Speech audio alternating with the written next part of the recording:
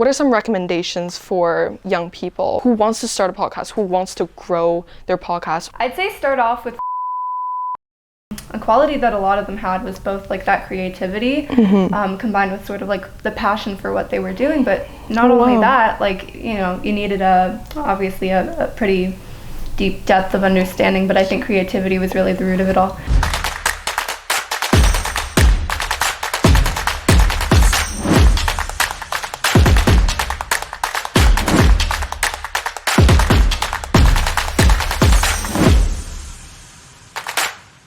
Welcome to Power 100. I'm your host, Han Yue.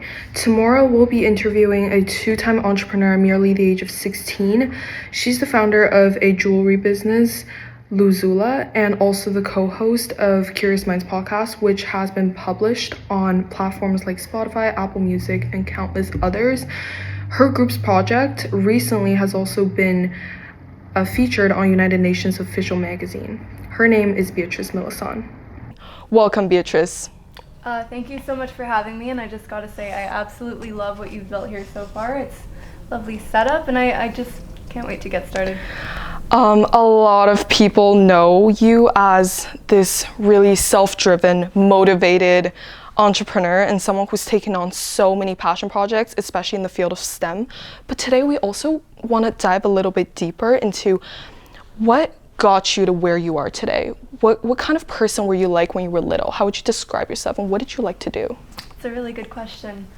I think for me, when I was younger, I was a very creatively inclined person, believe it or not, and I know a lot of my stuff right now is kind of centered around like STEM, entrepreneurship, leadership, that sort of thing, but I honestly think a creative base is something that's just so necessary for, you know, so many people our age and even older. Like, whatever path you choose to go down in life, I think creativity is necessary, you know. If you think about Albert Einstein and many great theoretical physicists, a quality that a lot of them had was both like that creativity combined with sort of like the passion for what they were doing, but not only that, like, you know, you needed obviously a pretty deep depth of understanding, but I think creativity was really the root of it all. So I guess if I could attribute anything to all the stuff that I've done and just you know, I guess how driven I was. Thank you for saying that, by the way. I think creativity comes into it a lot because it's just, you know, things like painting, even just things that you would see as hobbies can just be so instrumental in just developing sort of outside of the box thinking, which I think is something that we should value a lot more than we do in society, and something that makes some of the best sort of entrepreneurs that are out there. Yeah, I definitely see creativity in all you do. And especially when you were little, to start a business at a young age is like quite difficult. Let's be honest. You started Luzula at the age of 13. I mean, what motivated you to start it? Ooh, okay, so I love this question. I think for me a really big motivator was just the fact that if you look around, we're lucky. You know, we're lucky people. We're privileged. We, you know, are growing up in North America. We have all these resources at our disposal, whether it be sort of STEM programs that we're engaged with, whether it be a community of supportive people around us. We were just dropped in this position by some miracle, you know, on Earth. We didn't have control over it. And somewhere on the other side of the world, there is somebody our age who is just as ambitious as both of us are. There is somebody who is just as deserving, just as willing to want to reach certain heights, and they'll just never get the chance to do that simply because you know, if you think about female entrepreneurship, just, you know, the family they were born into might be, you know, that's something that's not in your control at all. And I don't know why I was thinking about this at 13, but I remember watching a motivational talk, and I'm sorry, but I don't remember who gave the motivational talk, but I remember it was just playing on the TV, and I was sitting downstairs like eating pasta or something with my family, and we were watching like a movie together, and it was like a big, nice family movie night. And then I remember the speaker saying something about all these terrible things and obstacles that he had to overcome to get where he was today as a motivational speaker. And it was just this light bulb moment, because it's like, I never had any of that. You know, like I just grew up privileged, and I was just sitting there, and yeah, granted I'm 13, but it's like, that was the sky is literally the limit. The sky is literally the limit. I could be doing anything with my life. There is literally nothing holding me back compared to this person. And it would be so selfish to just you know, be comfortable, stay in your comfort zone, never venture outside of that. So I think just exposing myself to all these different perspectives was something that's just like, okay, you know, gotta hit the ground running, gotta build something, gotta make use of the resources that I have at my disposal, or else I'm no better than somebody who just sits on their couch all day, right? And that's not what you want to be. You want to be somebody who goes out and starts something.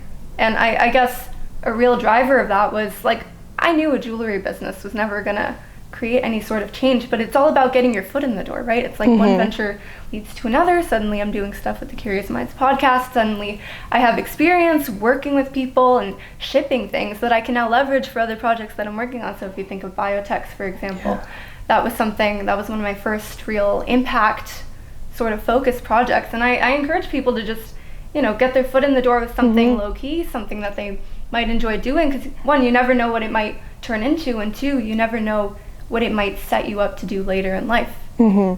I really like the point about once you start something, you kind of keep the ball rolling and you're just in it. The fact that you're doing so much, you definitely have to sacrifice some other things in life, such as like a lot of time going to the mall, hang out with friends, things like that. How do you balance out all you do, the passion projects, with just relaxing and having a good time with friends and family? So you're asking me how I keep a balanced social life, pretty much. Interesting.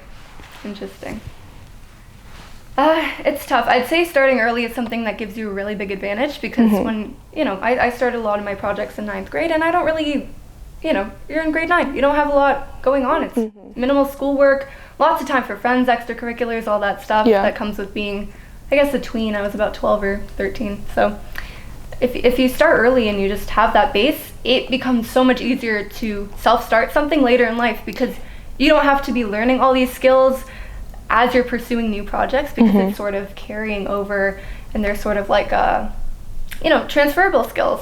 So I'd say set yourself up for success really, really early in life. But, you know, if you don't do that, it's not the end of the world. Use, you know, Google Calendar, Notion, basic everyday tools. Would you say starting early is an advantage then, as compared to like a disadvantage? Because people might like not think it's an advantage. 100%. And you will recommend people to start as early as possible. Cool. And also, when you mentioned before that just born a female, there might be some disadvantages in terms of like entrepreneurship and in the STEM field. Could you describe some experiences that you've had and the challenges that you had to overcome? Definitely. I mean, first of all, I just want to say there is a girl on the other side of the world right now who's wondering why she can't get an education past 7th grade. I am in no way comparing myself to her struggles. I acknowledge what she is going through, but there have definitely been some moments, even when I'm just running my podcast, where sometimes you'll have a guest on and then they'll just, you know, they'll sort of not take you seriously. And I think there's two factors, and I think it's, you know, the fact that I am 16, but also the fact that I'm a woman. And I think a lot of the research work that I've done in theoretical particle physics and also just astrophysics, even some stuff that I encountered at a recent internship that I had. A space copy? Not space copy. Space copy.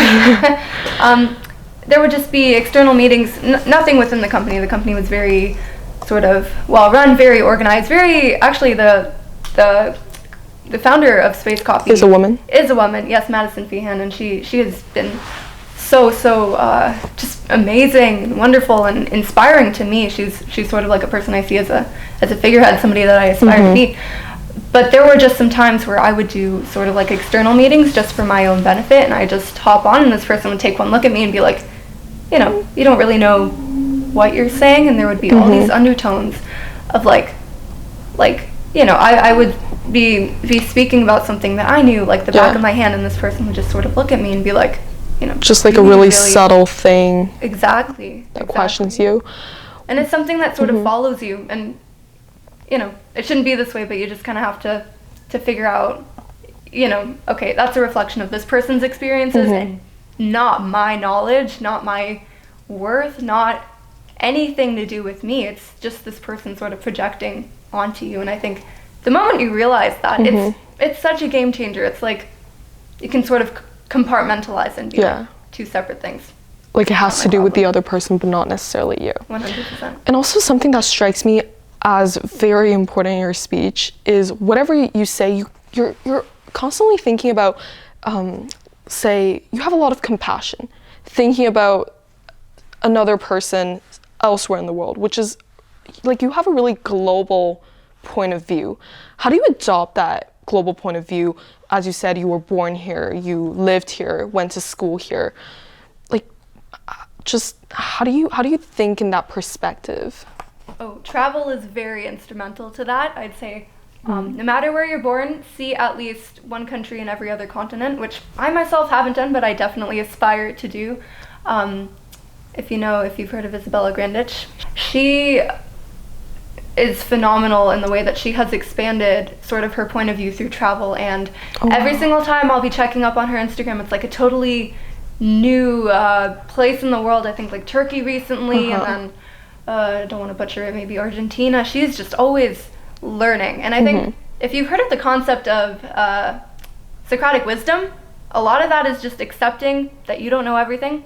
And that's a lot of what Socrates himself said. It's the person who is intelligent is the person who doesn't just simply say, I know everything, and then closes off, becomes very closed-minded, doesn't really accept any new opinions. It's actually the person who accepts that they have faults and that they don't know everything, and then through that they are constantly bettering themselves. So I think travel is one way to sort of expand get your this point of global view. perspective, definitely, but also just that piece of Socratic wisdom. Oh wow, it's like the more you know, the more you understand how little you know, kind of. Yeah, totally. And a little bit more on, I guess, your podcast that you started. I saw on your LinkedIn that, say 7 months ago, you were celebrating the first year of full podcast, Curious Minds podcast. Yep. It's a really popular medium for young people to get their voices out there, meet new people through a podcast. What are some recommendations for young people who wants to start a podcast, who wants to grow their podcast or interview in this format? Ooh, since you've had the experience. Yeah, definitely. I'd say start off with 10 meetings, just you talking to people and trying to make sure that there are no dips in the conversation. And it sounds so easy in theory, but as both of us know as interviewers, it is often not that easy, and there will be the dreaded awkward pause where you'll just kind of have to sit with this other person and be like, oh, okay, I don't know what am I to say. doing? I'm a bit nervous right now. But I think after you get past those first 10 meetings, you just become so accustomed to being in front of somebody. But I'd honestly, I love what you're doing here. I love that it's in person. A big flaw in ours was that it was virtual. And I'd say if it's virtual, get at least 20 meetings in there before you're actually comfortable, like speaking on air, speaking to people. It's just, if you can push yourself to have a solid 10 in-person meetings just before you even start anything, it'll honestly just, there's this switch that happens and you just become so much more comfortable, so much more into it. And then that makes it so much easier to go from there. But ultimately, I guess like from a mindset point of view, just do it. So it's about the practices, and the more times you do it, the more comfortable you get. Totally. And how do you get in contact with people who you want to meet? So LinkedIn cold outreach is a pretty solid medium for doing so. Attending conferences is a really big one. I think one of the more flashy names on our podcast, like all of our guests are amazing, but you kind of hear this person, you see their title, and you're like, well, this person knows what they're talking about. I want to listen to them. Is an astronomer who won the Physics Nobel Prize, Didier Queloz, Swiss astronomer who only recently won it in 2019, but it was for the discovery of exoplanets, so planets outside of our solar system. Oh, wow. Which, absolutely phenomenal work. Basically the basis of so much of planetary science right now, and just how we think of the formation of our solar system. Anyway, going off on a bit of a tangent here, but the way that you get people like that, I'd say, conferences, and it is so normal for people of our age who are younger to just step right into a conference environment and feel instantly just so alienated just because of our age, and be like, oh my god, what am I doing? What do I do here? Who do I talk to? How will they perceive me? But again, the more conferences you go to, the easier it becomes to seek people out and talk to them. So conferences, LinkedIn cold outreach.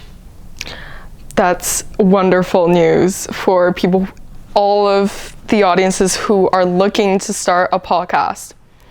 And recently, I know that you and a couple other teammates throughout the past 6 months have been building BioTex. Yeah. Can you tell me a little bit more about that, and specifically around collaboration, and how do you persevere through the 6 months collaborating with different people? Yeah, amazing. So first of all, huge shout out to Opamipo, Amrita, and Abdur, who are my phenomenal teammates. We all worked pretty hard on this project, but basically, quick summary of BioTex. It is a new method of recycling for textile waste in Kenya.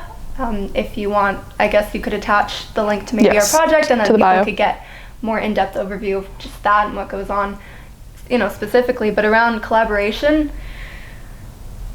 I'd say it's about picking your people, but beyond that, just having an open mind and accepting that a bunch of people work in different ways. And a really important thing is just getting together, having like I'd say a solid 10 minutes dedicated to just role allocation, finding everybody's strengths, weaknesses, and then honestly, after you go from there, it's as long as you have people that you like working with. It's about finding the people, getting the right people on board. Definitely. And a piece of advice that was recently given to me for things like finding co-founders or project team members was kind of treat it like you're dating. Okay. So like if you wouldn't date this person, the thing is like maybe don't try to start a company with them or work on a project with them, because you're going to be seeing them a lot, you know? Yeah. Even for like morale boosters and like hangouts outside of the project, you're going to know this person really, really well. So if you don't like them as a person, you're not going to like them as a co-founder. Like that's not going to go away. So with BioTex, something that was amazing was right off the bat, we hit it off. We just had this energy going at all our meetings. The chemistry between the people, that's really important. Exactly. Thank you so much for joining us at Power 100. Thank you so much, Beatrice. We had a wonderful talk. Of course. Thank you for having me. We're so inspiring. Thank you.